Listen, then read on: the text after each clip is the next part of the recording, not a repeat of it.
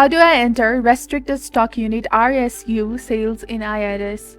Hello everyone, this is Neha from Create, Login and Delete, and today in this video I'm going to talk about on how can you enter Restricted Stock Unit RSU sales in IRS. Reporting the sale of restricted stock units on your tax return involves several steps, and it's important to accurately report the transaction to ensure the compliance with the tax regulations. First of all, collect all relevant information about the RSU sale, including the date of the sale, the number of RSU sold, the sale price per share, and any associated transaction fees. Determine the cost basis. Calculate the cost basis of the RSUs. The cost basis generally includes the value of RSUs at the time of the vesting and any associated taxes paid at that time.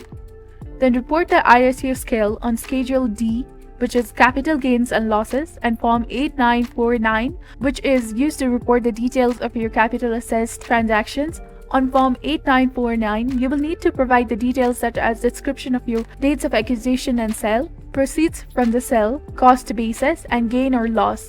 Enter the tax information in the tax software. If you're using a tax preparation software, it will guide you through the process of entering RSU sales. Look for the section related to the capital gains and losses or investment income. Some tax software allows you to import the brokerage statements or data directly from the financial institutions. If your RSU scale is conducted through a brokerage account, check if you can import the relevant information. Next, review the information entered and confirm that it accurately reflects the details of your RSU sale.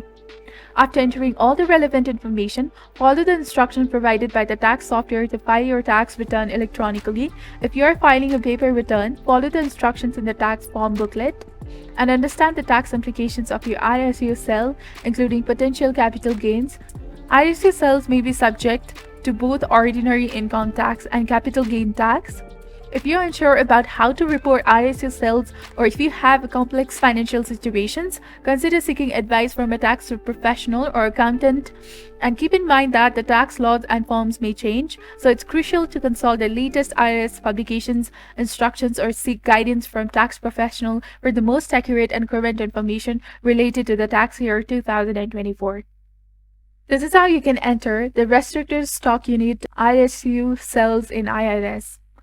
If you found this video helpful, do not forget to like, comment, share, and subscribe to the channel for more amazing contents. Thank you. See you in the next video.